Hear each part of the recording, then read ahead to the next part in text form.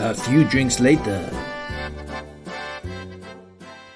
Hello, and welcome back to Friday.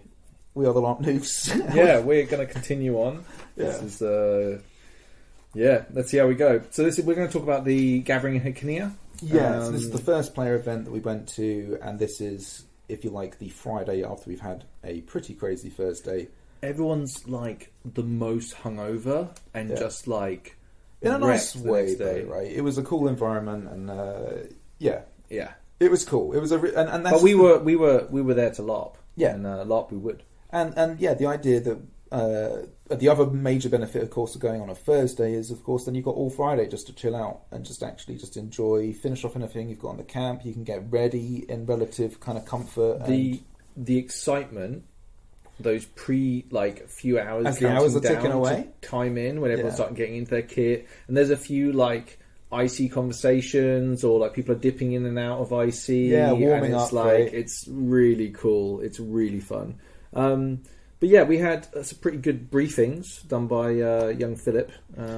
Yeah, that was really good. So Phil, Caitlin, and Tom all basically gave a sort of opening sort of player introduction, and this is the thing: the whole level of professionalism and quality from those three throughout the event. Weapons everything checkers, they did, referees Robert on the weapons checks. Yeah, we had people refereeing and stepping up to help with crewing and monstering, and this has all been put together in a very, very short period of time. And yeah, they were amazing. And I want to say, going back to getting player packs that you had worked on, was the most exciting thing.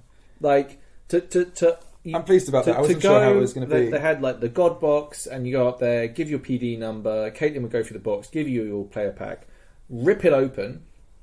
I had some fake Liao and a fake whatever in there, and I was like, "What the hell is this?" And then I also had 2 bits of paper with little bits of plot on, and one of them was there's going to be a courier passing by called Limpy Tom or something. Yes, I think whatever his name was. Jack, it might be. Limpy Jack, that's it. And the problem with Limpy Jack is that the closer enemy are to him, the more his limp plays up. And I was like, for fuck's sake. I don't want to die at this event. Limpy Jack just sounds like a death sentence. Do you know what I mean? So this was actually this was Phil's idea, and we kind of played off it. I played off it a bit in the plot writing this, and he basically wanted to do, because the whole point is your character's kind of like a scout, right? I'm part of the auxiliaries. Yeah. So you kind of it's the kind of thing your character would do. Yeah, you're a runner, right? So the idea is that you would help carry this message. I like about this is the added lore to the role that is, for me, very practical, which is I show up on the Friday night to the military council, go to the auxiliary meetings at 10 o'clock in the military council, and then we find out who's going to be running tomorrow. I show up the next morning, meet up with the fellow auxiliaries and runners, and then I run around on the Saturday or Sunday, depending on what it is, right? Yeah. To have an extended lore universe added to the top of this, of that I have duties outside of an event, is c'est magnifique. It is cool. So wonderful, really, cool. Really nice. Actually, one other thing that this forgot to actually mention before was, on the day we turned up, I found out that the event had been sanctioned. Yes, it was a sanctioned event, and this changes a lot. Yeah, and just basically, it's the hand of Matt P himself comes down and just anoints us. Yeah, and we are a sanctioned event. Also, if you die, you're dead. Yeah.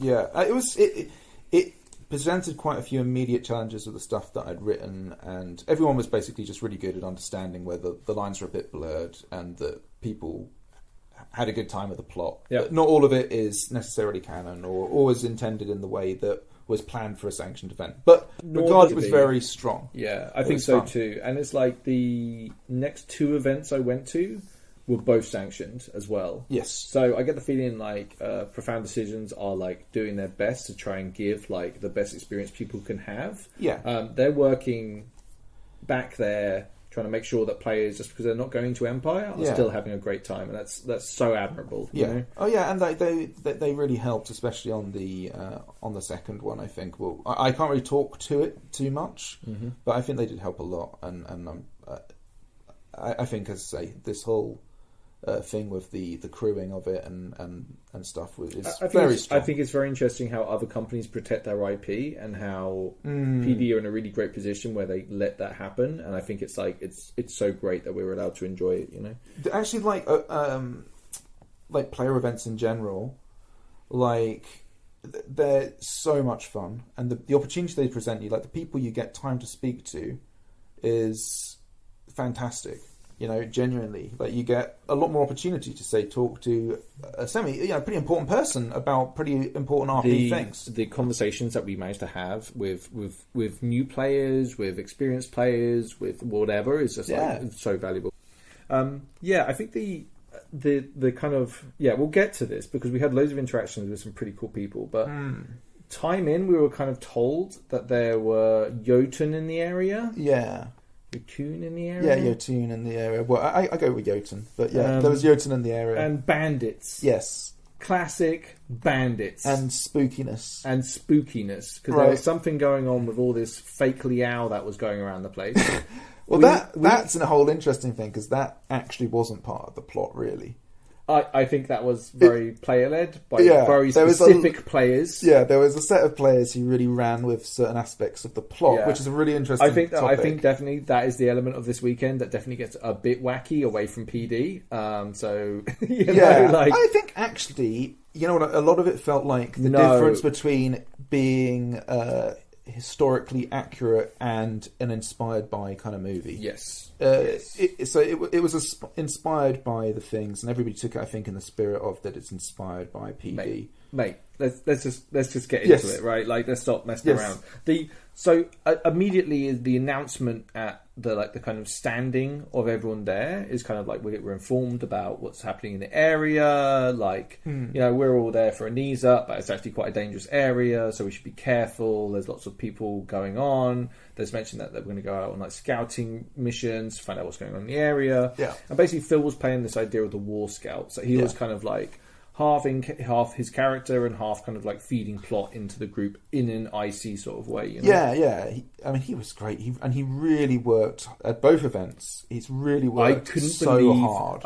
All of them, and we're going to keep going on about this. It was their first event and how they expanded into the Fallen Queen or whatever. Yeah. So good. Anyway, so we find out that like my husband, Sinwig, and his friend Marcus are going to run a tournament of 1v1s and then 3v3s and then do an archery tournament. Yeah. So this simple concept was so fucking good. It was so good. We'll get to that. We'll get to it, but I obviously have done a bit of archery before, and my dad has this really nice archery target. So I just and literally made for me this little archery stand. Basically, so I could take it along. Yeah. And that just sparked off the whole thing of like, let's just do an archery tournament, which obviously I was involved in. And having that as a juxtaposition also to the 1v1s and the 3v3s, it was great. It was really good fun to have. Imagine for the rest of this story, everyone involved, everyone just had smiles on their faces and was up for anything. Yeah. That's kind of the vibe of the whole event, was everyone kind of like really wanting to pitch in and do their part, which comes to like the first skirmish, right? Yeah. So because of the lack of players, obviously we need to have like a certain amount of players in it. And the people that kind of stepped up, anyone want to be a bandit? Well, I want to be a bandit. And everyone was just like, yeah. So I decided for the first time to take my camera with me to an event. And it was mainly I only took it because it's a new fancy camera. I want to take some pictures, but also like it's a friendly player event. It felt like, because I knew everyone, I just messaged Tom and was like, is it cool if I take some pictures? He was like, oh, please do, because we don't have a photographer. So I went with my camera and I shot the first skirmish, which was like a mix between kind of experienced, like Lanius was there, and bringing some less experienced Eerielight along. Yeah. And there was some like first time Navarre players in the mix, versus this kind of motley crew of bandits, and all of you were just having the best time. Didn't they call out for Ian? They did Ian the Terrible, right? Which I was not prepared for at all, and I actually ended up looking around saying, "What? What? Who's Ian the Terrible?" And then I had everybody was laughing. It was so funny. So then I was like the bandit leader, and I stepped up as like, you know, trying to basically start a fight. Right, that was the whole point. Yeah, you were a bunch of dick bandits that needed their asses handed to them. And oh boy, did we get our asses handed to us. Oh, wow. At first, I was like, there's always that feeling when you look at a skirmish and you're like, man, this could go badly. But the sheer force of will that the players had in that first... The new players were incredible. Wow, so cool. So cool. The way they, like... It's that kind of excitement and fear in their eyes and, like, the chaos of it and, like, how... like motivated they are, like such fun to watch. You know what was kind of fun in a way was it almost felt like watching, because I got like, I think as the bandit leader I got taken out like almost immediately. Yeah. Right? But like... Oh yeah, like you were... I was seconds. Out. Yeah. Whoop! That was my life. Yeah. But like... and then it was just disparate bandits running around the place trying to stay alive as long as possible. Up. But it felt like, looking around, it felt like all the new players were getting that sort of like character introduction cinematic. Mm-hmm. Like, they were just like owning up our side was getting completely decimated. They've been learning their calls, right? They were ready to go. Yeah. This was great. So it was so good. It was an absolute ruffle stomp. But I should say all of the photos I took for all 3 player events are up on the Empire photography forum. Yeah. So if you wanted to kind of have a look at what I'm talking about, a visual what we're talking tour, about, then there you go. You can go and look at that and enjoy that. If not, we'll try and do the best at describing it. That was so much fun seeing I really enjoyed it. Play it. Then you have written here, first use of dodgy herbs and other resources, Ian. So I'd done these kind of dodgy resources that were basically in people's player packs. And one of the things, like, you kind of put a bunch of this stuff, because bear in mind, I've never done this before, any of this kind of plot work before. So you put a bunch of stuff in the player packs, and, like, all of a sudden hearing the first time somebody came back with a side effect of one of these things. Yeah. And it just so happened to be one that I'd done where it was like, they only could refer to people as vegetables. Yeah. And immediately, and like, imagine like being a player and you're sitting around and being like, "Oh, there's something going on with the dodgy Liao, whatever." Yeah. And I'm like, "What do you mean?" It's just like they're just talking to people like they're vegetables, and I'm like, "You what?" And it's one of those such a wonderful kind of like, and then they came over and were like, You're this and you're that, and everyone was like asking like what their vegetables were, because that's important, right? Like, if I was going to be a vegetable, what sort of vegetable would I be? You know, like, am I a courgette or a swede? Do you know what I mean? Like, not a tomato though, because that's a fruit, right? You know, the really interesting thing was that later on, people did the same thing to different people to do like the scientific study of if everybody said the same type of vegetable. Yeah, we should talk about Cadogan a little bit. Oh yeah, no, so Cadogan, who's played by Richard, who's like a friend of ours, basically delivered to me this thing when I basically put a call out for people to, if they had any bits of plot they wanted to see in the player packs. He got back to me with some sort of stuff, and one of them was just an offhand comment that like sometimes people call him the Leaf Man. I think that was like the hook, right? This got seeded into the player packs, and the conspiracy web that flowed throughout this whole event, linked with all the different types of dodgy resources, and all of the lore, if you like, the weird lore that built up over things, left the realm of my control very, very quickly, and went into some wonderful directions. It was so beautiful. Cadogan is like our ritual wizard, right? Like in the Entwined Paths. And he's we all think he's crazy. Yeah. He is crazy. He is crazy. But like the only reason like everyone's like not too worried about it is because the amount of other ritual priests that come up and like look for advice or conversation with him. So just because we don't understand that world, he's probably doing the right thing, right? He is, from my perspective, right, exactly the type of wizard archetype that I want around. Yeah. Like that kind of, he talks about unknowable things to me. Yes. And he's also willing to put himself and everyone else around him at risk to pursue his pursuit of knowledge, right? He is the crazy sage that like people come to learn lore off, but like a degree of what he says is just wacky bonkers. The amount of time he's almost blown himself up already it's is so insane. fun. Like, it's the best. Like, he's really pushed the pedal on it as well. And I think especially this event, hopefully, I think it brought a lot of that to the fore. There isn't a dose of Lial he won't snort up his nose. Do you know what I mean? Funny. Like, he's good to go. Like, crazy. This rippled through the camp, right? So, so I didn't use any of them. Yeah.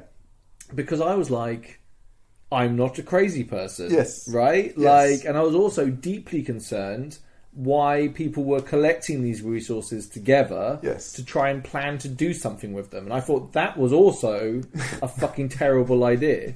So, yeah. They very quickly sort of developed sort of two lanes of action, if you like, in the camp. There was the people who were looking to acquire dodgy herbs, and there was like a couple of people who pushed that game a little bit, and that was fun. People who like pushed the angle of trying to score some dodgy herbs. And then there was the other sort of action, which was let's control the herbs and the dodgy resources. I told people I didn't have any, and I had them. Yeah, I didn't want them to have what I had because I was deeply worried about it. One of the things was there was a few of the resources that I'd done which had much more severe effects and required surgeries. So like one of them was like you had to be trepanned. The other one was like you had to have like stones extracted from your limbs and stuff like this.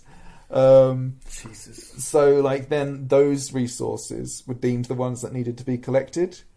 So it was quite it was like the hard stuff had to be removed from the economy, and so there was a group of players who did that.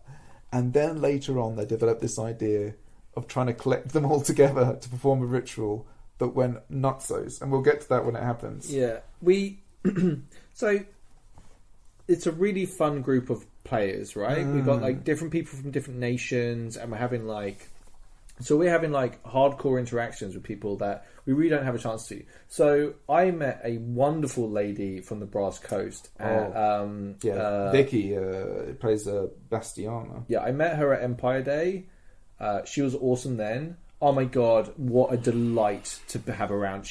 I think she does a lot of like improv and other theatre, and it's like dealing with someone that has a masterclass in wit and entertainment. Like, she was just zinging off with like jokes and conversation and indulgences and innuendo, and it was just this masterclass on charisma. Like, just such a pleasure to be around. Truly, for me, like truly aspirational sort of levels of RP. I'm not smart enough.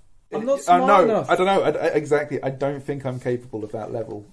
God, it's like watching the Usain Bolt of like wit. You know what I mean? It's so good, and it's all in character and delivered so well. I love me a zinger back at people, as people know. Right? I got zonged, dude. But I got to be zonged zonged repeatedly didn't stand a chance. Oh, it was great. Also, I want to say a shout out to my friend Orion, who plays a wonderful character with Sasha. This character will come up quite a lot. Yes. But Sasha's like, I also met him at Empire Day. Yes. He's a quiet, very sweetly spoken, pure Varushkan. Yeah. Like, he lives and breathes the role of being a Varushkan. He's also a map good. maker, and he makes like crafting stuff, which is just mind-blowingly cool. But basically, we've kind of like in the Entwined Paths, especially the Ashborn, we've definitely taken like Sasha into our camp, and like, because Gellert's always been saying how he wants to make more contacts in the Varushka, and like Sasha's this wonderful like person who's a perfect example of like conduit, and just so good, like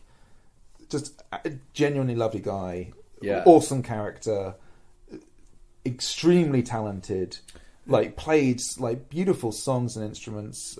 He plays instruments and sings. And is extremely talented. Okay, this is another thing. Like, there's a few people that when I tell about this in the story that are like, there should be rules to talent, right? Like, I know talent is really just hard graft, right? You just need to spend like 40,000 hours doing a thing, you get good at it. Fuck those people. It's like, listen, if you're gonna fucking make maps that are fucking works of art, give up the fucking singing. Do you know what I mean? Like, you don't have to be like that about it. Do you know what I mean? Oh man, what an incredible guy! He's like a triple threat. Do you know what I mean? He's like Beyonce of LARP. Yeah, he's such a great guy. There isn't a thing he's weak on. It's disgusting. Yeah, no, he's a great person to have around the camp. Yeah, he's awesome. He's absolutely so good. Like, there's some really cool stuff with the songs later on. Actually, I'd like to get to, but But over this time period, this was the first rollout of fancy Talis. Yes. And there were a lot of questions about Talis on that Friday. A lot. Like, people in the striding were like... people in the banner, I should say. Yeah. So they were saying... Yeah. It got broader questions. Does Talis have a weapon? Yes. No, he had to borrow a weapon of somebody else to do something, or for a skirmish or something. I remember that. No, it's just because I wasn't carrying one around with me. But for personal safety, I wasn't carrying one. Yeah, to be ready, right? You weren't carrying one with you. That was the point, right? It was so good. The costume was so fancy. We even had other people from other nations come up to the camp and being like, what's up with Talis? Yes. Okay? Yes. And it's usually like, because I like riding Ian's ass the entire weekend, right? Like, this is just what I'd like to do. I find it fun. Ian finds it fun most of the time. Yeah. It's a challenge, right? But it takes me to interesting places. I do actually really enjoy it. Ian, no, don't blame yourself, Ian. Don't blame yourself. Oh, that's awful. But to hear it coming from externally was enough to be like, okay, let's fuck with Ian now. Yeah. Because it's like, this isn't, To be fair, right, that's the story I'm going for. Yeah, right? That's the story I'm going for. Totally. And you guys are all helping me. Like, I think it's like, it's a very, like, I get ribbed a lot, right? But that's part of it, right? And it's all in good fun. I really enjoy it. We should say we actually rib each other a lot. Yeah. But Ian mainly. Yeah. Mainly Ian. Mainly me. Yeah. But rightly so, I think. And bear in mind, that is the story I'm after, to a certain extent. So, and I think you all help me amazingly with it. Yeah. And you're hugely supportive, actually. I think that's the other thing. Like, it's interesting, right? Because if this was real life, that would be a hugely negative experience in some ways, right? Yeah. But, like, because it's RP, it's like... And that's the story I want. You're all very kind of supportive of helping me achieve that story. Like, I actually feel supported by what you do. Dude, this weekend got like crazy emotional because, and I don't know how much you want to go into. I don't think we should go into too much in this because it's still like thoughts being formed. But there was a lot of very personal stuff connected to your RP that came out this weekend that was fascinating and also deeply moving, right? Yeah, no, it's good. Let's talk about Riz a little bit. Yeah, dude. Yeah.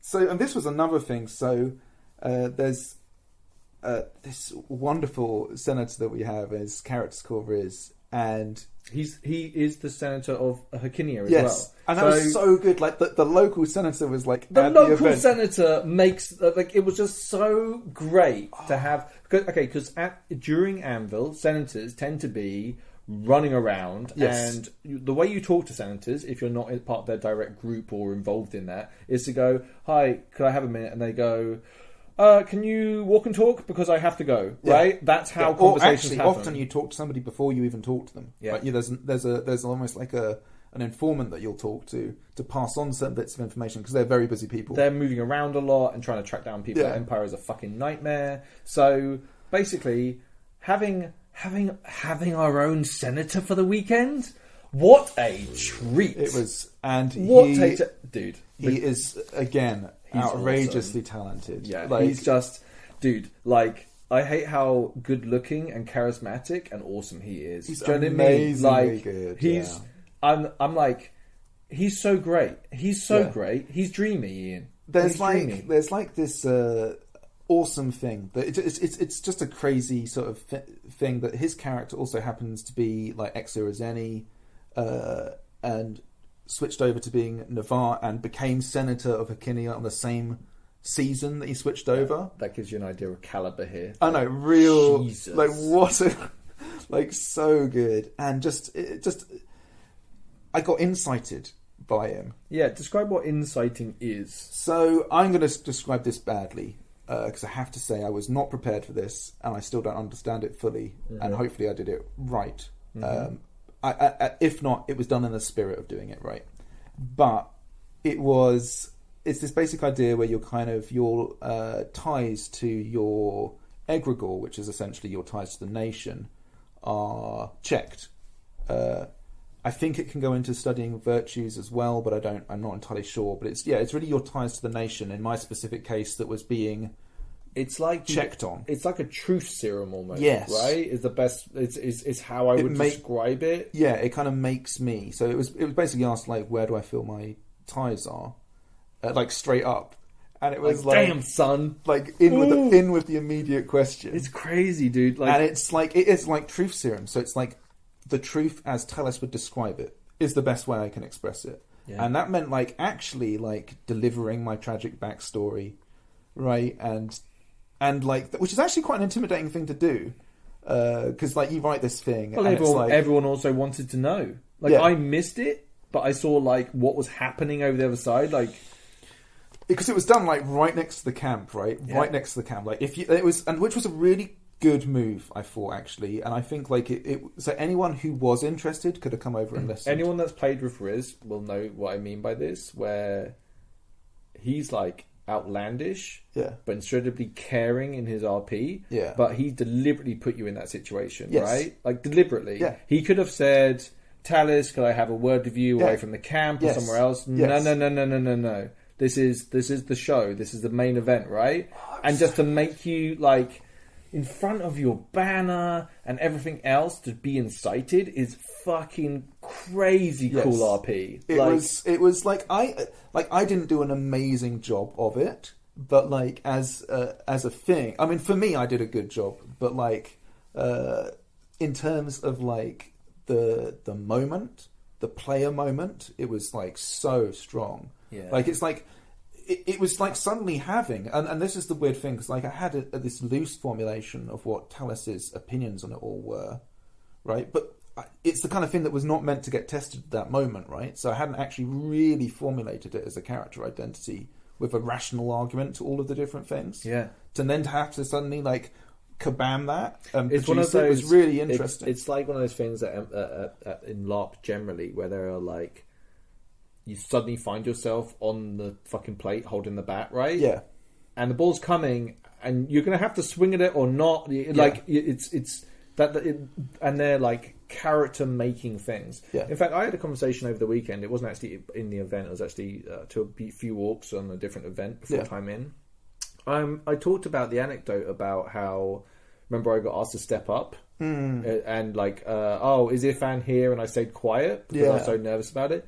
Like that, even a defeat is worthwhile having, just so you can learn from it. But I would say that you had a bit of a win, really, like especially with the RP, right? Oh, I had a huge, like for me, and I think this will show in this, is that I probably got more to say about the first event than I do the second. Talis was, and playing Talis was like, it was actually something that was quite explored for me in this event. Mm-hmm. And then bear in mind I'm combining all this with being involved in the plot and involved in the story, so it was a pretty intense weekend for me, but it was so much fun, and like that was fantastic to be like incited. Super cool. Then this was also a catered event. Yes, so we got fed, which was pretty good. That was nice. Being actually fed is good. Also communal meals. Good. We're kind of getting better and better, I think, at what we need for the camp and how we organise the camp. And the camp is a really enjoyable space to be in. Sidetrack just for a second. Yeah. Okay. I keep on bringing like a barbecue, like meats to barbecue. Okay. Yeah. But more and more, I'm tempted by the idea of bringing like stews and a pot, and then just having like this is this day's meal, this is this day's meal, and just doing it that way. Seems like you just freeze them. I think that is probably the right way to go. Yeah. It's just organising that and actually doing that is always difficult. But I think we'll get it sorted. Yeah, as I say, with the camp is literally becoming more and more comfortable and more enjoyable to be in every time we go. Yeah, and this is like I think definitely part of us developing as players is like learning how to just be much more comfortable and you understand what you do and you don't need all of that.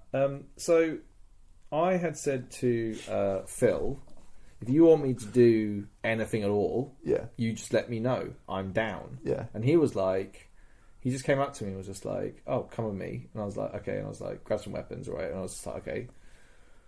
And he was like, do you want to be a Wraith? And I was like... This is quite late at night, bear in mind. Yeah, it's like dusk. Yeah. And I'm like, fuck yeah, I want to be a Wraith. So I get tooled up with 2 axes and like a black shawl robe thing. And we basically walk up to the top of this hill. Yeah. And Phil just goes to me, I'm like, what noises does a Wraith make? Yeah. And he's like, oh no, just some spooky shit, right? Calls and stuff. Yeah. And I'm like, fuck. So he heads down the hill, and I'm sat up on the hill going like, what the fuck noises am I going to make? Yeah. Right? Like, and it's like I have to be able to make it sound enough. Yeah. So I'm not just like yelling to myself on the top of the hill. Yeah. So also, it is important to say that like wraiths are actually pretty scary things in game. Like I see a wraith is actually a very formidable foe. wraiths knock people down like immediately. Yeah. They're like absolutely brutal. So for you, it's actually quite challenging as a role because you actually have to be something scary, right? Or try and exhibit that. Right? So I had problems. Okay, so as I'm heading down the hill, there's a wind coming off the hill, bouncing up into my face. Okay, which is blowing the cloak off my head, right? Thus revealing young Gilla Ashborn underneath the thing. Yeah. The sun's coming down though, right? Yeah. So I decide that I'm going to pull the hood right over my head. Yes. So I can't see shit. Why? And just start doing like I can't do it now, like a... Yeah, it was really good, dude. And I like start going for it. I changed pitch a few times, trying to protect my vocal cords, but also like experimenting with the sound. And I'm supposed to be this ancient, like there was a battle ages ago, and like... So, okay, all the players, like, rush around I'll tell you from our perspective, right? So we're just all actually chilling because we don't know that this is about to happen. And I knew that these things were in the plot, but I didn't know when it would happen and anything like that, or how it would be delivered. So Phil did all of that.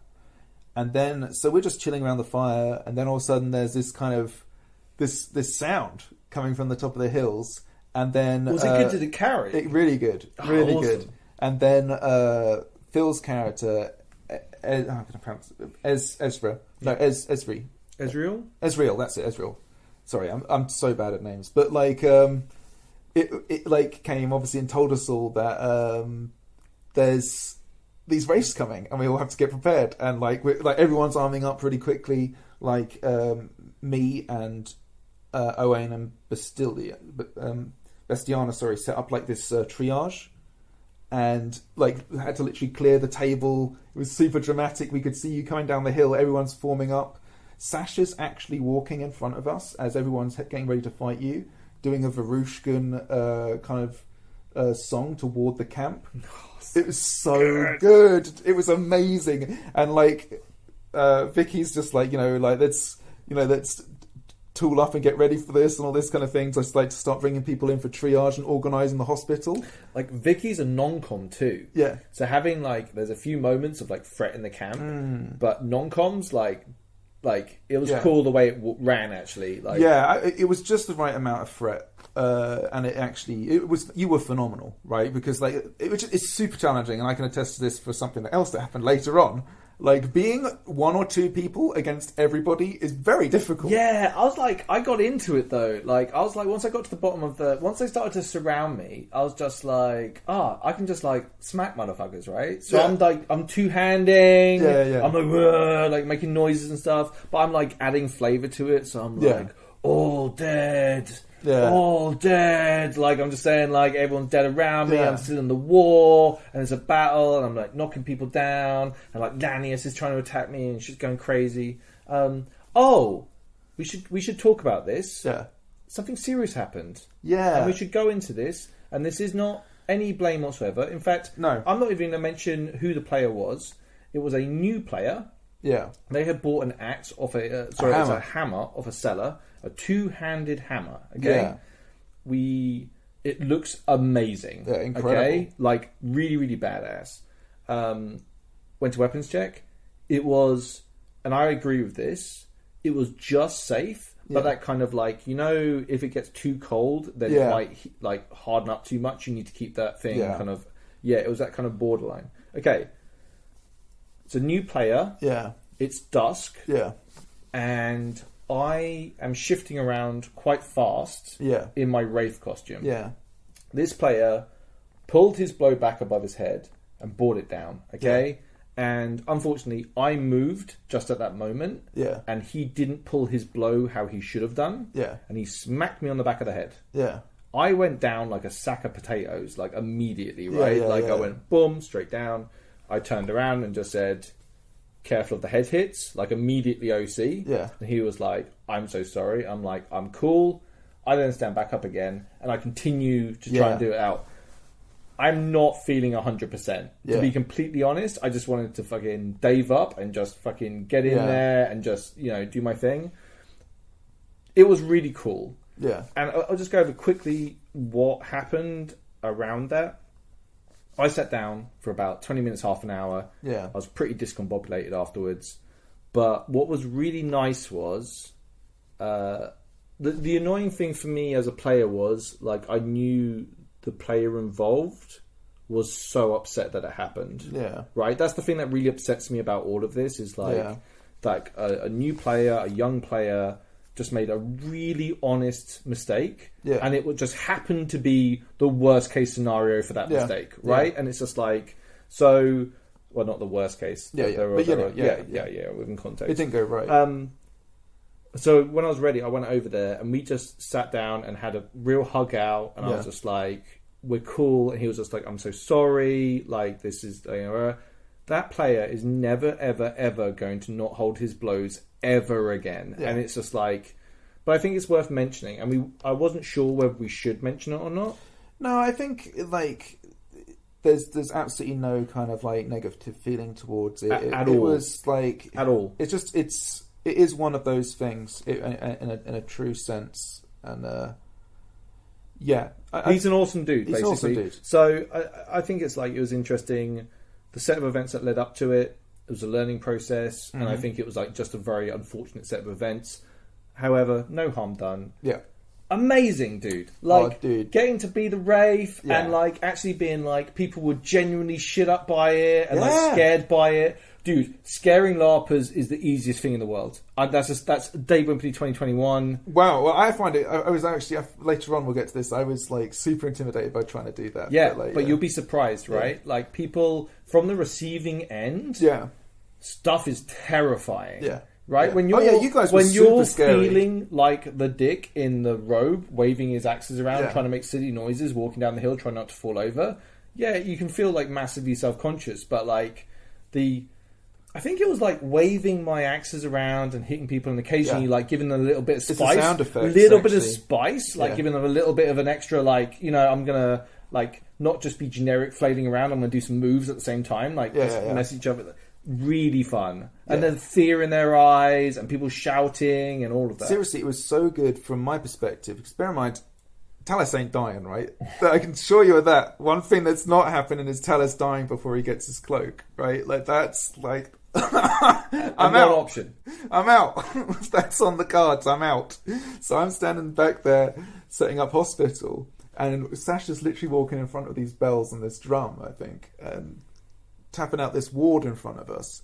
And then afterwards, after you guys were defeated and we came back to the camp, Sasha sang this song called Rubies in the Snow, which is actually a song about a Varushkan's song about the events of the Morn Hollow that we're near, which is like the actual area that we're near.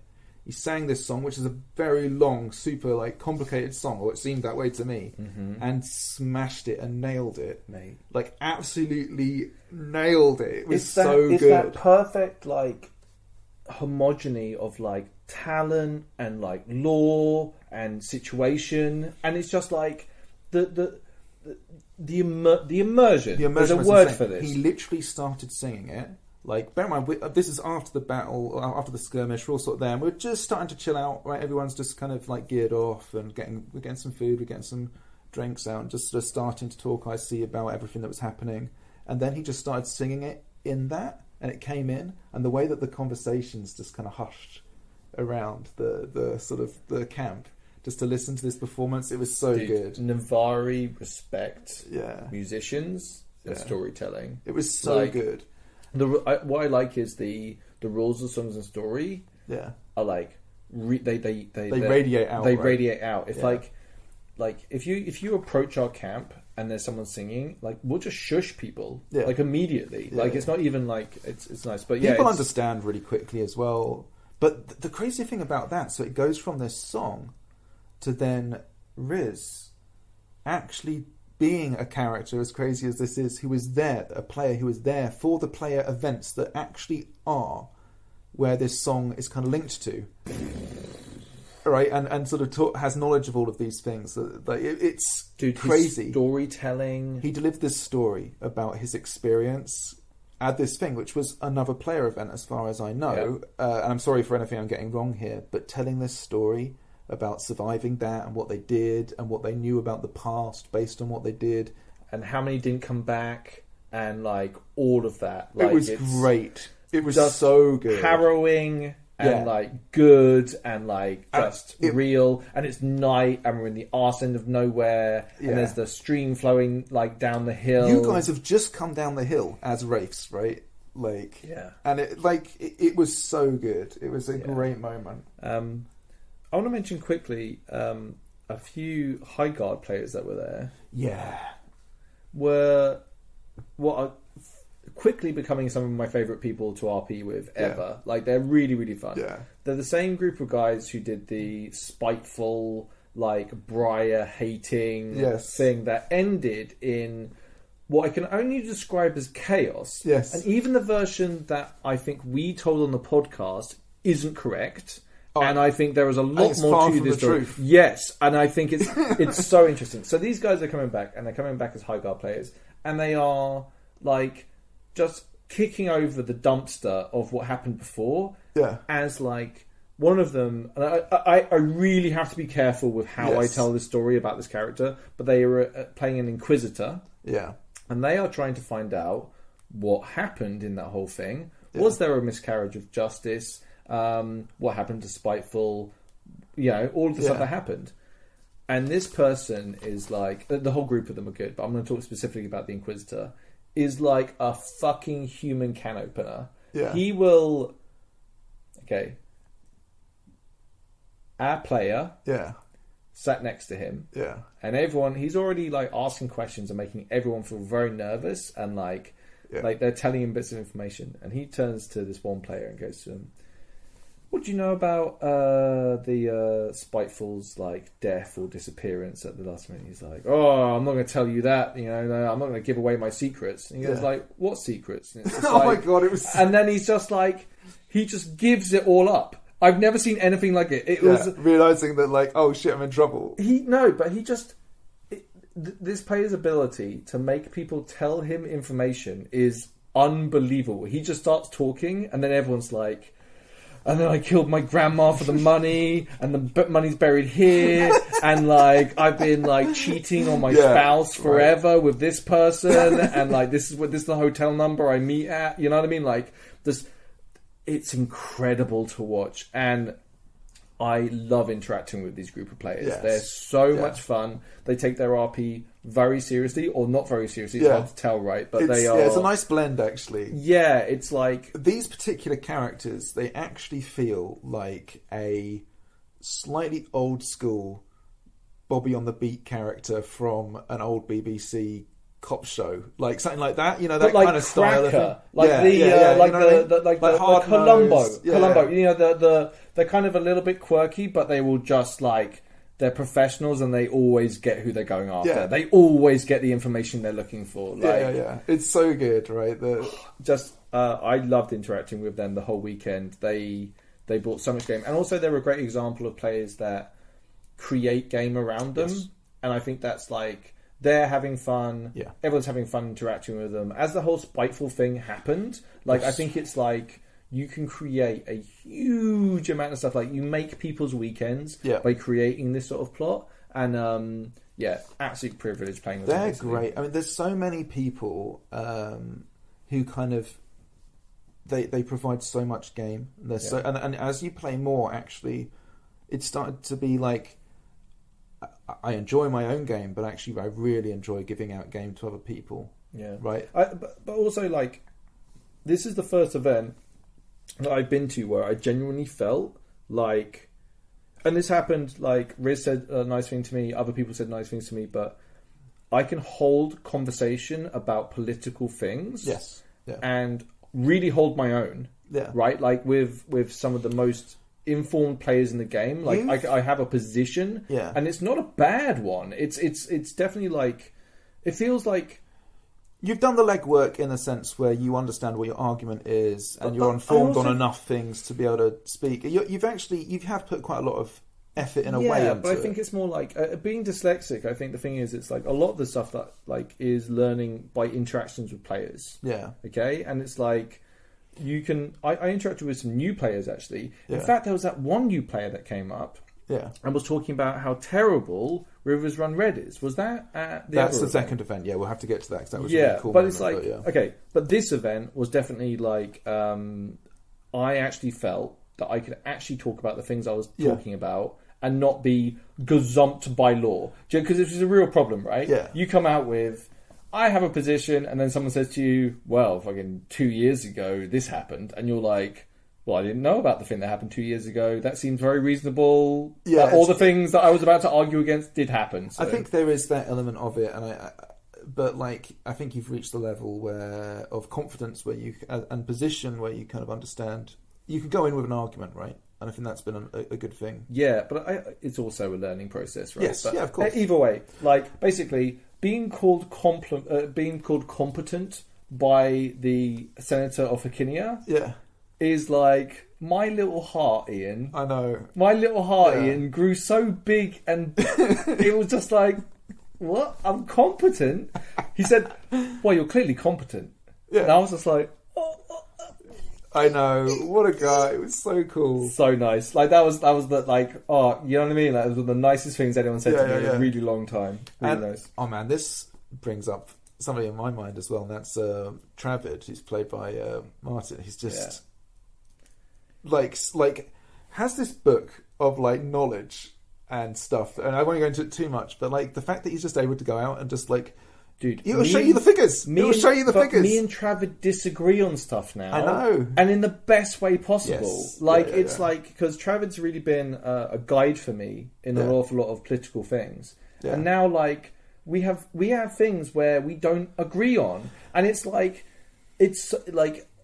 not that I know that this isn't. I was about to say, the pupil becomes the master. No, not at all. Mine is still definitely the master. Of course. But it's more like it's really nice just having that level of conversation with him now. Yeah, totally. And because bear in mind, he's probably, I mean, it's safe to say, he's the first political figure we ever encountered in play.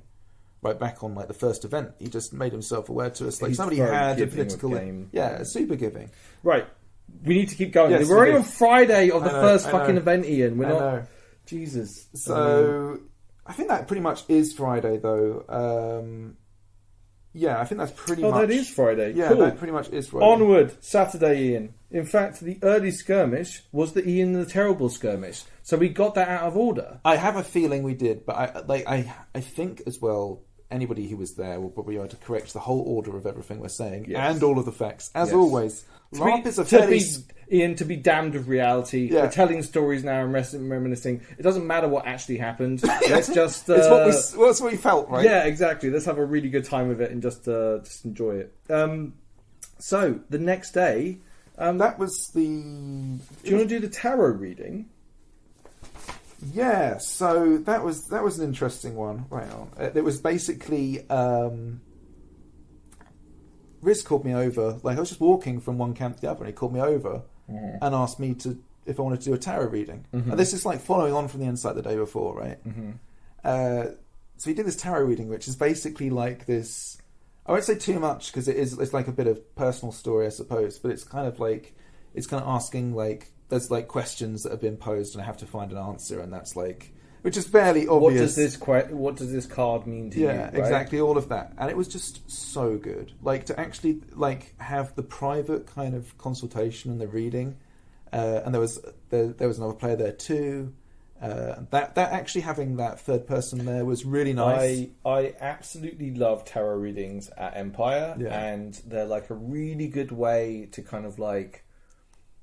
Find meaning in your character and what you're doing, and like if the person's guiding you correctly, you can come up with all sorts of wonderful things about it. The way that Riz delivered the cards, and I'm trying to play Talis out as best I can, right? But the way he's delivering the cards at the end of the reading, like I'm so kind of like mesmerized by the cards and everything he said. That he has to say like. they are just cards. Like, it was so good. Like, he said it icy. Like, I love that. I love that, by the way. Good. I'm very skeptical of tarot readings, but I love them in game. Like, literally, the reason why I continued to be married to Sinwig was, after I was sobered up from Goose Whisper, was I had a tarot reading, and he told me it would be a very prosperous relationship, but I needed to be careful of treachery. Right. That's enough to be like, fuck, let's stay married. Let's enjoy ourselves, right? New player skirmish. Yeah, so we did like we basically at this point you weren't feeling really right for skirmishes and stuff yourself, but you were up for doing photography, yes, and things like that. So you were running. But this time you weren't, of course. You were the Boy Scout. At this time I was helping out, like semi-crewing, because I was like... You were like an NPC, right? No, you were your character still. I was me, but it was all... This was the Limpy Pete skirmish. Yes, yeah. So I was the one with the information, and I was just like... And it was really... Oh, man. I'll tell you what's weird about this is, like, I've only been LARPing for 2 years. Yeah. Okay? Like, and so we're going to this event, and it's for the new players, and the War Scout Phil is telling everyone what's going on, and I start just riffing, right? I'm not saying, it's probably Limpy Pete, he's got a leg or whatever, it's a bit of an issue, but he's a really great guy, like, he always gets the job done, you know, and it's like, then I'm like, but then I'm starting to, like, hype it up, and I'm just like, listen, whatever happens, listen to the War Scout, and, like, stay, like, behind me, and we'll get through this, okay? Like, work together. Like, so I'm constantly like giving them, from the point where we come into contact with them when we go on this little thing, I'm constantly telling them about having to work together and listening to me and Phil. Like, listen to us and we'll be fine. Like, I'm reinforcing that. What were you about to say? No, I was going to say, because that is a really important part to feed into what happened. Yes. And so we're all playing Jotun, and there's a pretty like good size of person on the Jotun force, right? Like, like it was a good number of people and well equipped. They're solid fighters too, right? And so Robert had this head that is actually like a fake head. It's that you my had. head. Yeah. I bought a LARP safe head during the Long Dark because they were giving it away half price. Okay, like at one point during the terrible times, a lot of sellers were like wanting to get rid of their stock. Yeah, and I wasn't in the business to buy a LARP head at the time. Yeah. But seeing this LARP head and seeing it go for half price, I was like, well, that's a bargain. I got to buy it myself. And it's got like long hair that you can hold on to. You can tie it onto your belt. It looks so good, doesn't it? Yeah. It's like a proper... It looks like a head. It's like a proper... And also, you can fuzz it and shield the wall. So Robert put it in a sack and basically waited. We were playing Okay. So we go up the hill onto a path that looks down the hill. Yeah. But we're miles away in game, right? And I'm like, we're walking along, and Phil's looking at the ground, and I'm like, is that blood? And he's like, yeah, it's like, I think there might be some Jotun activity up here. And like, I'm looking back, and I'm like, I'm serious as fuck this entire time. Yeah. And that you can feel the tension growing up in the group. So we come to the end of the path, turn onto the field, and then there's a group of Jotun there. Rowdy Jotun. They're yelling, they're heckling, they're being like, and I'm just like, I turn back, I'm just like, work together, okay? Like, whatever happens, like, work together and you'll be fine. Follow us. Turn back. Follow us. Like, whatever happens, like, follow our lead, is what I said, right? And then, like, Robert's like in his orc mask, like, you bloody imperial scum type thing, and then he goes, got a present for you. We got a present for you, and he pulls out, which isn't very Jotun, by the way, like beheading people, but for the benefits of this, like, it was fucking great. Pulls the head out and just fuzzes it down on our feet, and I'm just like, oh no, Pete, Limpy Pete, you scum Jotun. And then he starts like incanting like a spell, right? A thing, and then pop a fucking red smoke grenade, and that was my cue. Me and Phil's cue was to red smoke, go down. Yeah. Okay? Like, so me and then him chaos. Hit the ground, and like we fall on each other. But unfortunately, I fall the wrong way, and I'm face forward. What I should have done is, for all those savvy people that are going to become unconscious that want to watch the action, turn to face where the action's going to be. Because Oh my god, the sounds It was so good. were bonkers, dude. Like, it was chaos. So immediately after you two went down, we hit them, and we hit them pretty hard. And like these are like, bear in mind they're actually really competent, right? But just because someone's a new player, of course, doesn't mean they can't fight, right? Yeah, absolutely. But that's Very important true. to say. Like there was like better than me, like straight up better than me fighters out there. But like the whole point is, it's like the shock of it, right? Just being hit, and we kind of outnumbered them slightly at this point, so we're starting to like push them back, and then Callum and Caitlin's characters comes in. They had planned to have like a couple more experienced players come in and be like wrecking balls, and Yeah. we told the crew like, try not to kill everyone. Yeah. When these people show up, like this is like Yeah. whatever it is.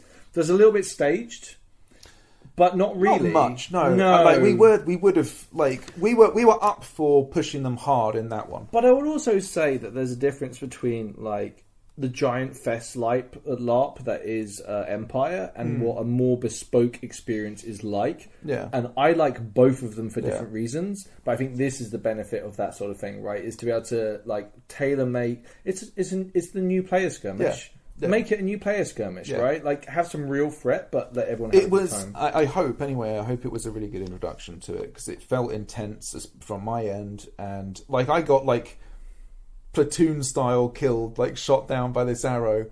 But that was the thing was I also like I was just kind of down. I needed to be finished, and then later on, like I like picked up the arrow and I was like had it like tucked onto the armpits so it was sticking up, and I was kind of like rolling around. It was proper cool. Mate. And you guys almost got forgotten. You were down, right? Well, I think it's like that chaos of combat. It was so crazy, yeah. Like, and it's I bumped into a few new players over the course of this time, and it's like I think one of the main things that happens to you when you first engage in combat is your spatial awareness reduces to 0. Yeah. You are what's directly in front of you, Yeah. and that's your whole world. There is nothing else. And this happened a few times over the course of the events, but like people get killed because of spatial awareness, and it's a skill that you just have to grow through experience, you know? Yeah. No, totally. And I think, like, we said it before, but the number one way people die, in a way, is just going down somewhere where the line isn't, and nobody gets to you. Yeah. And that's how your character dies. Oh, dude.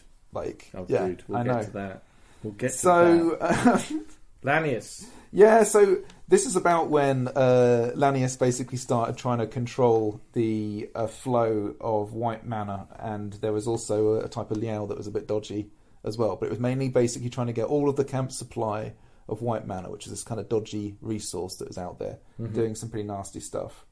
So I just wanted to bring that up. That's an undercurrent of stuff that's going on. Like, people are starting to collect these dodgy things together, and that part of the plot is building in the background. Yeah. Like, there's people like running around the background, just basically, and I'm like kind of aware of this as a player that this is happening, but trying to stay as well away from it as I physically can. You know? Yeah. I don't want anything to do with that. So then we kick into, and this is by my reckoning, I might be wrong about all of this, by the way, but I think we kick into the tournament at this point. I think and so. we had 1v1s, which involved myself and Fire, who's played by Good Dave, and round one we were pitted against each other.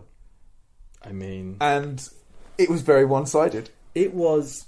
The tournament was so... Because of the hills around us, and the general setting, and people playing instruments, like there were people playing like the mighty tambourine and drums, and every hit was like cheers and all of this. It was so good. Was like the atmosphere was so good, and it really felt very martial. Like there was some absolute there was some real skill on display, and it was very good. I did all right actually, but like bear in mind my character literally has 2 hits because I wasn't wearing any armor. So it was like I think I scored 2 hits and then I got taken down. So I'm happy with that. But like, so I was out, and then is this when the salmon got named? Yes, it was when the salmon got named. Yeah. So basically, there's all of these. Obviously, all these other bouts are taking place, and one of them is of this new player. He's a lovely young lad. Yeah. And he went into this 1v1. Yeah. With... He actually does, like, Hema is very talented at swordsman, and he does this move. And it was like... A salmon-like move is the way to describe it, right? It's to hurtle yourself through the air while bending and flexing and generally trying to avoid hits in a... Well, I was on the ground and he did like a kip up like a salmon. Like, yeah. Up like up literally up a river. So I just shout from the sidelines, salmon. I think literally all I shouted was... the word salmon. Was just the word salmon. Or it might have been the salmon at that point. But then this became a call. It was so fast how he became the salmon of Hercynia. Yeah. Was... like lightning, and everyone agreed, and it was just so great. Like a lot of people have to take a long time to earn their name, right? Like the hero of Brecon, for example. He killed a herald. He did. He's 12 foot tall. That, by the way, is going on the whole event. Yeah, we're still doing that. But to get called and also what was nice was he loved it, and it is a sign of affection, and also it was. I think it was just a great moment. We actually had. Yeah, we should do it now. He actually got marked with that as a brand, as is part of his character. And it was like, Riz gave it to him, but all of us were there, and it was like a really cool moment, wasn't it? So, like, in Navarre, we have this thing of basically tattoos and oaths, and you basically make an oath and you kind of tattoo it or represent it on yourself. That's a very Navarre kind of thing. Mm-hmm. But then one of the kind of ultimate expressions you can do of it is to brand yourself with a symbol that represents whatever it is that you've sworn an oath to. Binding mark on your flesh to say that you are a thing and you live by these. And it's like, what does being the salmon mean to you and all this stuff? And it was a great thing. Anyway, 1v1s. Good Dave won. Yes. He was an absolute boss. Yes. Turns out cardio and all that stuff is a real advantage when you're fighting multiple fights in a row, right? Yeah. Everyone was so tired. So basically, Dave and I actually can't remember the name of the other player. Apologies. He was a boss. He was an absolute boss, and they had like a really long slogging out kind of 1v1, and both were like knackered. But it was really entertaining. Like generally, as a spectator. Like everyone was cheering. It was tense. I didn't know who was going to win. Yeah, they both got taken to like the limits. And also, like what I like about a lot of competition that happens at Empire, the mutual appreciation and hugs out afterwards, and it's all very cool. Like it was so cool. I mean, you had it was hilarious when Lanius was doing his 1v1, right? Because his character has no quit at all. Oh my god, he's like the Energizer Bunny. You knock him down, he gets back up again. You knock him down, he gets back up again. But his character had so many cleaves and so many kind of reverses of those, for his skills and things. It was good. We should just send Lanius into husk areas. And just let him defeat the Vlorn single-handedly. It's so good. Oh, man. We did the 3v3s. Yeah, so that was you and Good Dave doing the... So we actually had a two-person representative on us. So I at this point... oh, no. This makes me think I got the timing of everything wrong. But anyway, at this point, I think I wasn't quite feeling right in my leg, or I was knackered or something. And didn't you come on? We were free. No, I wasn't part of the free because I wasn't feeling right. I think I messed up, and I think all we're talking about now actually happened on the Sunday. It doesn't matter. It doesn't matter. The tournament is its own separate thing. No, I think that was Saturday. But the reason I'm saying that is because I had a slight injured leg from the thing I had to do the night before. Either way, it doesn't matter. It doesn't matter. It doesn't matter.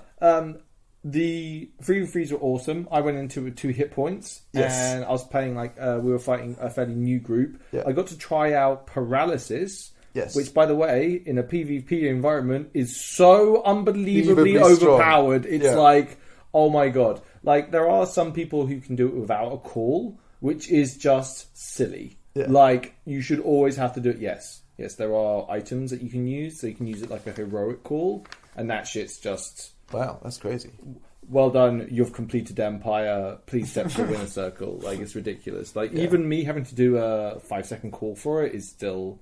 Very so strong, good. Yeah. Basically, it freezes people for 10 seconds. I get to wackaroo them in that time. So effectively, that could be 10 hits, right? If I'm being a dick about it, it's 10 hits. If I'm actually being a bit more cinematic about it, it's more like 5 or 6. Yeah, but that'll do, right? That'll do a lot, especially if you're aligned with other people. I think you would be surprised at how many hit points some characters have. That's true. There are some tanky boys out there, Ian. But in this tournament, it was very effective, actually. Yes. But you did get knocked out. Yeah, and it was kind of we were down with that before we even began. Yeah. We were just filling out the numbers, but we had a really good fight. You got a good go of it. Yeah. It was good. I think it was Reese's Crew 1. Yes. Venom was used. I know, that was really interesting. So, we'd heard rumours about this earlier, that somebody was maybe thinking of using Venom in the tournament. And this has been like a kind of I think you brought it to my attention. There was a little bit of plot that I can't talk about now. Yeah. And now someone owes me a favour. Yeah. No, so because of the rumours that were happening with the Venom. It was interesting, because I knew about this, and being a physic, I decided I would sit up on the opposite side of the tournament, so I could be there, so I could run on to heal anybody that was hit by Venom. Mm-hmm. And that was like a cool bit of plot that kind of filtered into the undercurrent of the tournament. And it just so happened when the Venom was used, it was used on a person who was on like their last hit point. Yeah. So it actually dropped them, would have killed them in 30 seconds. Yeah. So it was like suddenly turned into like physically quite a serious. had to run onto the field. I literally ran on and was like before and also like I love this about LARP where like there might be something on the surface that's happening, but there's like a subtext to it where everyone knows that Venom's going to be called potentially. We don't know who it's going to be by or who it's going to be on. Well, not everybody knew as well. Like only like a few people knew. Like you knew, I knew, a couple other people in our banner knew. I think. If you want to ask me how I knew, I couldn't. Tell Yeah, you. I know we can't talk about right? it. Right? It's like that's how cool that shit is, right? It was really cool. But it's like, you know, it's one of those like Thomas Crown Affair or Mission Impossible where there's like double cards underneath and like everyone's looking at everyone else and people are ready to act, and I'm like, I'm going to keep my weapon on me if things kick off. Don't worry, I promise your survival. Don't worry. And it's like, shit's cool. It was really cool. And so, but like there was a really cool resolution to it as well. Like the character who had done it was like awesome. Like that player's amazing. Okay, we need to keep this fucking truck moving, Ian. Archery competition. So then we had an archery competition, and what was really strange about this was, and this was really good fun by the way, it was a immediately very different vibe from the tournaments that we'd had before. It went from being like a kind of a rowdy, a coliseum, shouty, like there was like kind of like a folky sort of vibe where everyone banging their drums, and it was really cool. But there was like, it became very bravo. It was golf claps and stuff. Oh, very, very nice. So and I was one of the judges with Phil, and it felt really cool, right? We had the target set up, a bunch of people had a shot. We had me and Phil on either side, literally just sort of scoring it. Anyone could have a go, and loads of new people had a go, and Yeah. it wasn't intimidating, and it was really, really nice to see everyone give it a fucking good damn try, basically. Because archery is actually like pretty difficult under pressure. Those archers, those arrows Yeah. are like, so LARP arrows are like have a giant cone of foam on the end. Yeah. So there's none of that like easy stuff. Yeah. It's like firing a goddamn like so Pringles can down. You kind of it's quite different, and but everyone gave it a jolly good go, mate. Right, and we had a great time scoring. It was very British. At the end, bravo, very good. So at the end of everybody shooting, we basically me and Phil meet in the middle. We compare scores. We pick the top two players, and then we push the range back a bit. Yeah, and we just do like a first arrow, like most accurate arrow wins. Yeah, and I think both players missed the first shot and then had to take a second shot, and it was like really good. It was a really good finish. Me and Bungle kept the book. Yeah. Which I'm really in favour of, by the way, is now keeping a book and doing betting events for stuff. Oh, it was so good. Having the betting on the side was really nice. It's really fun, and it gives a bit of interest. It's really fun to see the betting go, and like Bungle was fantastic at it as well. Yeah. Like as the bookkeeper on the side, like he was probably like taking in bets, writing them down in a book. Yeah, it was really good. Taking the coin in, like I'll take that. It was a really good bet. Actually, I'd highly recommend looking at those pictures on the Empire Facebook thing, because they are really cinematic. That's a good fun. They're really good fun. Let's keep going. We ate some ribs. If you want to cook ribs, you got to leave them in a slow cooker for at least 6 to 8 hours. It wasn't quite there, but it was still very delicious. It was very good. But it was quality food. Moving on. Briar hate. Yeah, so this is an interesting thing. There's a thing in Navarre, and we're going across the Empire, of course, where basically Briars who are engaging against the Valorn, we think, are starting to have flowers which affect them potentially. So if you fight in these areas, the Valorn affects you by having dreams and also making you sprout flowers if you are a Briar. Yeah. Implying that the Valorn and the Briars have something to do with each other, or at least the Valorn might potentially have power over our Briars, which is... The other fact being that all of the heirs of Teruniel, who are like the Valorn supporting things, I think I'm saying this, all of them are Briars. Correct. Who have been turned to its cause. Correct. And so basically this has built up this very kind of sort of sparky kind of aspect of play of like how different people think about Can we briars. trust briars? Yeah, and this was a very open question. I honestly think we could do an hour Yeah. on just talking about the briar problem. Yeah. The briar problem. Wow. I know, Dave. I'm actually not part on that. No. I'm not actually part of briar hate. I can't actually talk about some of the... Like, this is the problem with this. I can't talk about certain things regarding this. Yeah. Because it's like... Like, for plot reasons, but just actually, to I've say, got... there is a lot of anti-briar mistrust and sentiment within Navarre, like 100%. And finding out different people's positions on things. You would not... Even your most compassionate friends are deeply against briars, or other people will be like... No, I don't see the problem. And there are some wonderful arguments either side of this. Yeah. But really, like, like PD are definitely pushing briars into a corner deliberately, and I think it's fucking glorious. I think it's so good. It's a really interesting part of play, and everyone who engages with it, that I saw as well, really had a lot of fun with it. And like that's the people who were briars, the people. Who, like it was a really interesting element of play. Yeah, in fact, we had a briar there that I had a really good chat with about it, where I like literally like nailed my fucking flag to the wall type thing. It was just like, you're welcome at my fire anytime you want. Do you know what I mean? Like, absolutely. Because I made like a smackdown argument. You know, the 30 seconds version rant that sounds so good that you can't really fuck with at the time. You could probably do it with enough time and enough argument, but the quick version's good. Oh man, no, it was really good. Like, I think that as an undercurrent as well was like quite a huge feature of the whole event. Okay, let's keep going, Ian. Yes, let's keep going, buddy. So, rumors of the Leaf Man. Yeah, so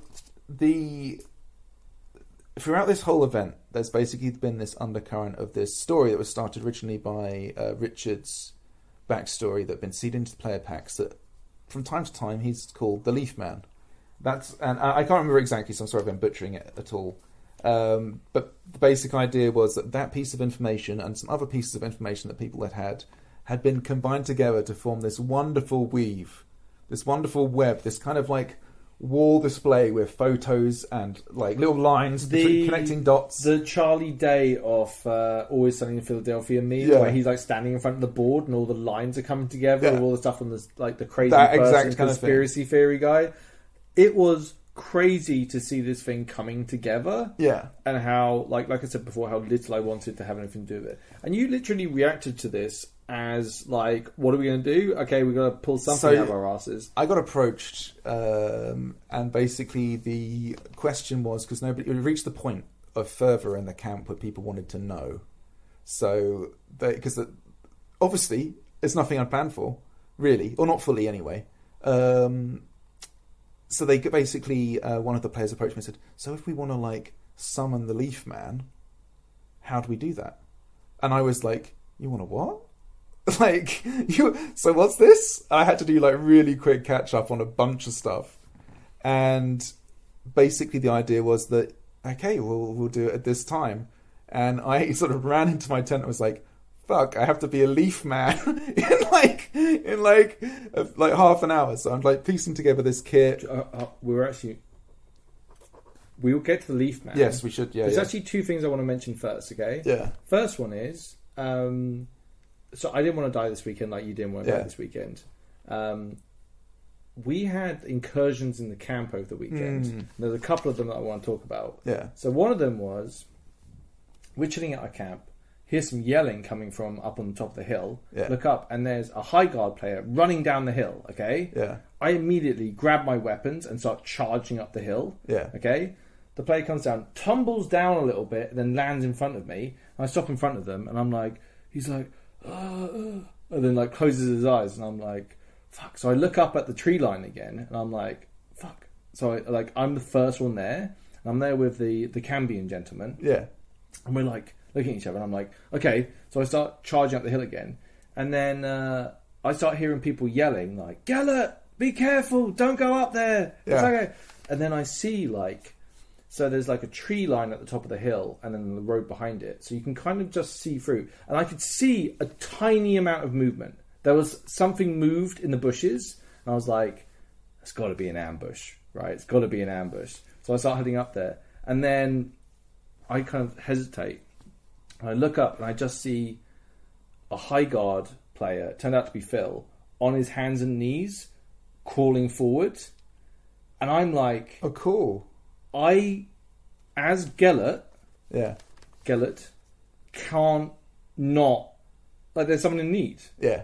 So I charge up this hill. Yeah. And it's like, the adrenaline pumping as I, like, got to the fucking ridge of that hill and, like, came over the top of it. Like, I didn't know what was going to be on the other side. Like, it could have been, like... An arrow line. 6 fucking Jotun armed to the teeth with halberds about to smack my ass into the...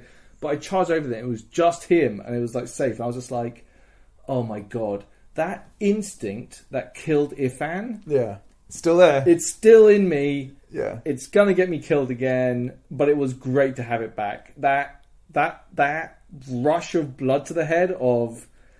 Fuck it, like, tonight we dine in hell. Whatever fucking ridge, we're going for it. You know what I mean? Like, no, that was a really cool moment. So good. Also, the attack into the camp. Yes, so there was this...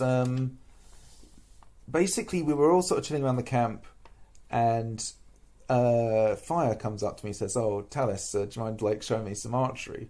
Right, and then, like, so I'm like, okay, yeah, sure, I'll get the bow and stuff. And then he kind of pulls me to the side, he's like... Get yourself armed up because I think there's some people behind us ready to attack the camp, right? So I like string an arrow and he's kind of going around.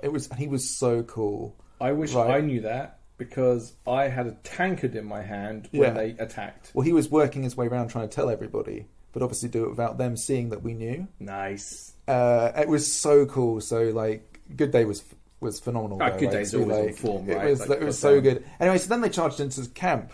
And it was like a proper like howling charge in, and like yelling. Yeah, and they run from our camp. Everyone spills their drinks. It's just chaos. Everyone's running. Yeah, and they ran through our camp towards the other camp. So even though we knew we didn't have enough time to take them all out, so they then ran down to the other camp. No idea what happened to them down there. It was anarchy down there, I think. So James Hewitt, who we did an episode with, he's a games designer, a friend of ours.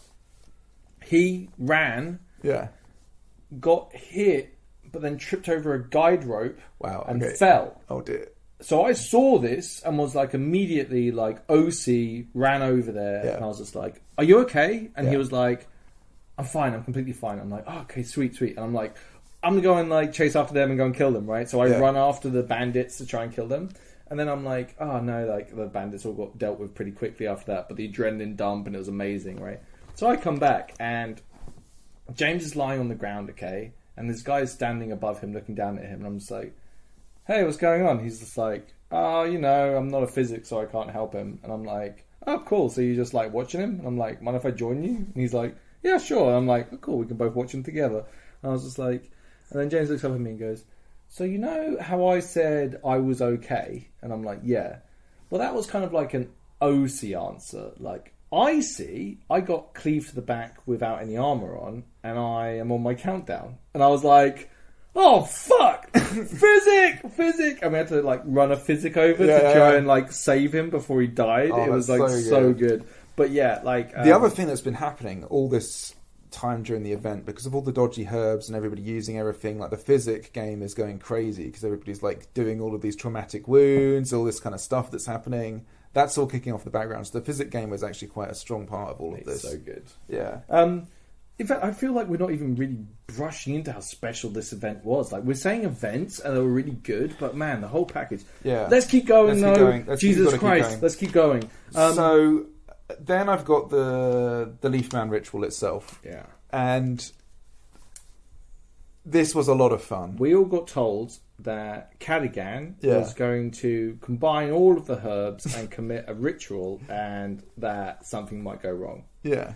And we were just like, well, this isn't going to go well. Yeah. So we all get tooled up and head up there. And me and Good Dave are like standing next to each other. And we're like, we're not going to stand where all that thing's about to happen. Yeah. So we're all like slowly taking a half step here, half step there, just moving slowly away from where we think like terrible things are going to happen.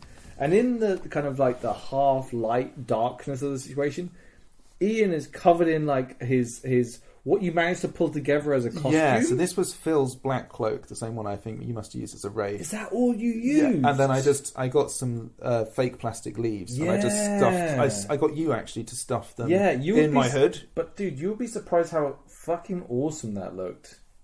Huh, that's funny. So that's all it was. But then the other thing I did do, is I had these little lantern lights, and I got those stuck in there too. I think I'm right about this. Mm-hmm. And I had those on, so I had these little points of light. But the whole point was I had this hood really low, so I couldn't see anything.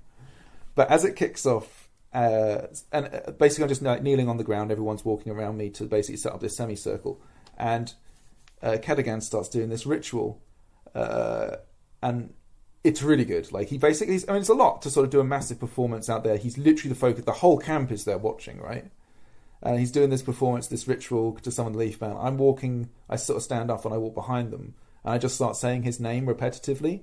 And I think, I don't even know, I think Phil was also walking around saying spooky shit. Yeah. And so I'm walking around like behind the whole circle until I get behind him. This whole time I've got my hand up. It was very witchcrafty. Is like, if you have an idea of like the craft from the 90s of like creating spells and like voices moving around you and like the wind or whatever, like that was the vibe, right? Like, I've no idea what it looked like, how it felt, because I was completely covered in this black thing. I could see very little. I had my hand up, which is basically the signal for saying like I'm not in play. Mm-hmm.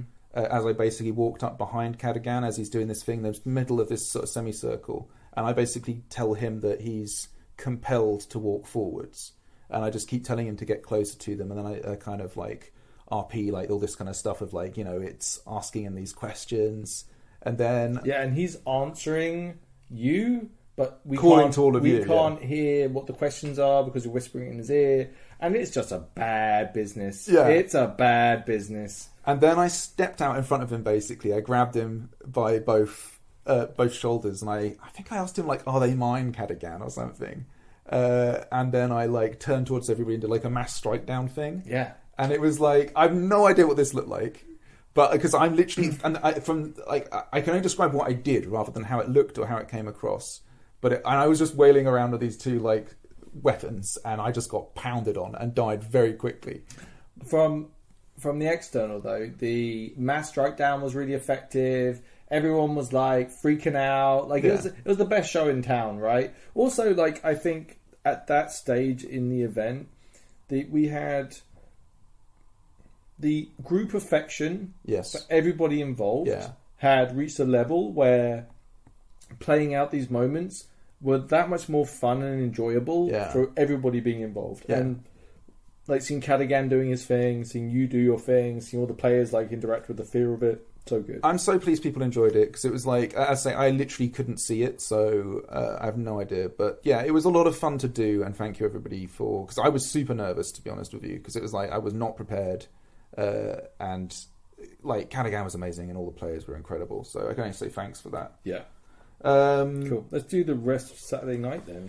Yeah, so after that, another thing they did actually after the Leaf Man died, I really couldn't get to. Like, obviously nobody, because I didn't know, and nobody knew, like, what had happened, or what that was all about, or what they should even do. So people went off and got these little lanterns and put them around me, and then said, "We'll burn him, my corpse as the Leaf Man," and got all these little candles and things, these little flames. And because I can't really see anything, but then I can start seeing all these points of light getting put around me. It was, from my perspective, it was so cool. What a cool creative idea, because they obviously had to sort of group together to find a narrative that closed it off, and that was to burn me. And I think it was so good. So, going from that, though, so I just then from that was, obviously, then it went to like OC timeouts of time. We had some more songs and stuff back at the camp. I went over to the Eerielight Fire, and I was with Bastigliana and some people there, and Lanius came along, and just the ribbing about the Leaf Man ritual in the best possible way was so funny. Like, I laughed so hard. It was like I literally lost my voice because I laughed so much, because it was just such good fun, like being with all those people you love and just having a really good funny laugh at just the ridiculousness of it all. And just before time out there, that's when I made the comment about the fact that I need to make a profound decision because I literally got another tarot reading done on me that said exactly the same thing as the first tarot reading, basically. Yeah. And it was like proper spooky dooky, like exactly the same kind of meaning, same questions, same everything. Like, so it must be true. So then at that point, like, Talis is like all in on like what is going on here, and literally I'm so in it that I don't even realise that I've said I need to make a profound decision. It was so bad. It was so bad. I would like everyone burst out laughing. I would like to from now on try and fit the words "profound decision." Oh no, you can't. You can't. It must be so. I felt so embarrassed because it must have been immersion breaking, but everybody just laughed. It was so funny. I think it was. It was that time of night. Yeah, it was that time of night where we were all just laughing. It sounds like we were taking it like too like haphazardly. It was just like such a nice event to kind of like slip in and out of. That first one was special for that. I think just the willingness of players just to have fun and enjoy each other's company and just to play again. Right? Like I said, it was like, so good. The effect of having a weekend with a group of strangers is incredibly bond forming. Yes. Like I really love seeing those people again, and we'll always have that. We'll always have Hercynia, basically. Yeah, I'm pretty much there on Saturday. After that, it was just it was not as crazy a night as the night usual before. kind of just not so chill. debauched. Yeah, it was more chill that night. Yeah. We all had a good time. Also, wasn't the weather really bad on the Saturday night as well? We actually had to bring the awning down because there was quite a bit of rain, so we had to. It was rain, wind. That was it. We were worried about the wind. It was a very windy night that night, actually, which made sleeping quite hard. But yeah, then we go into Sunday. Yeah. Did you want to take a little breakaroo, or do you want to hit straight? Let's go straight into. Let's finish this event off, man. Before we move on. Because there's not really much to say about Sunday, to be honest. Actually, Yeah, it kicked off actually with just a quite an interesting way to end the event, actually, which was like a player called Vigilus, who's a Eerielight character, is a Briar. He's a member of the Crystal Sky, so like lots of links, and he's a new player. Vigilus is a badass too. That guy can handle his weapons just fine. And so, but basically, the plot is that he's been abducted. Right in the middle of the night, he's been abducted, and we have to go and find him. So we all get up and we go on this walk, try and find him. Find basically like this kind of I think it was a blood trail. I wasn't part of it, but Phil had set up this thing where like, oh, can you see any like things that we can use to track him? And then we found where he was, and yeah, it was cool. But the fact that he was a Briar and he was abducted by the heirs of Eerielight, and he was like saying, oh, they were trying to do this ritual on me to try and turn me in some way potentially. And like I was like walking back saying like at the moment there is like a lot of tension in the camp. You might want to shut the fuck up. Yeah, basically. I'm like really worried for him. I'm like warning Lanius. I'm warning him, especially like the decision to become a Briar, especially in Empire, especially in Navarre actually. But he was Eerielight, right? Yeah, but it's like which made it really interesting even on like a national level, right? Like it was like so I was like properly like, and all the links I had, like being Crystal Skies member and stuff, I was like I had like a full protection kind of mode, right? So, but that was like the close of the event in terms of RP. But just as an ender to the whole event, I thought it was a really nice touch, a really nice way to end it, because it really was like sort of gave people something to think about at the end. I think to sum up, and we should move on. We should move on to things. But for me, like that whole family. Like that's what it felt like. Yes. We were surrounded by people that we really cared about. Everyone had brought people that they liked with them, and therefore the jam was just so. The vibe was good.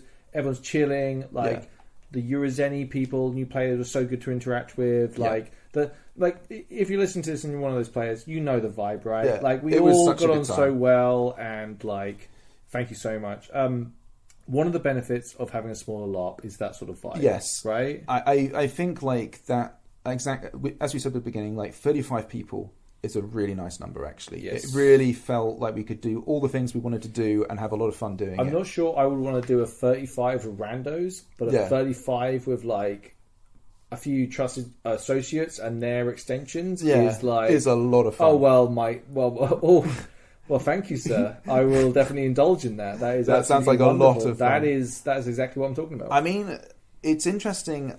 Basically, the problem I have is there's realistically only a certain number of days I can dedicate to LARP in the year. That's just like literally how life is. So I think for me, I probably won't, when Empire kicks off again, won't have that much time to do that many player events, which I'm very sad about. But at the same time, that's just how life is.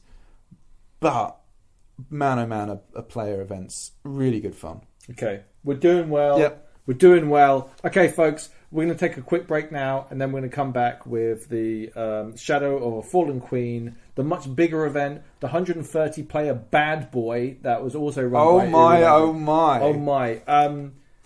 God damn. Okay, we'll see you very, very soon. Thank you for listening. Yeah. Love you all. Bye.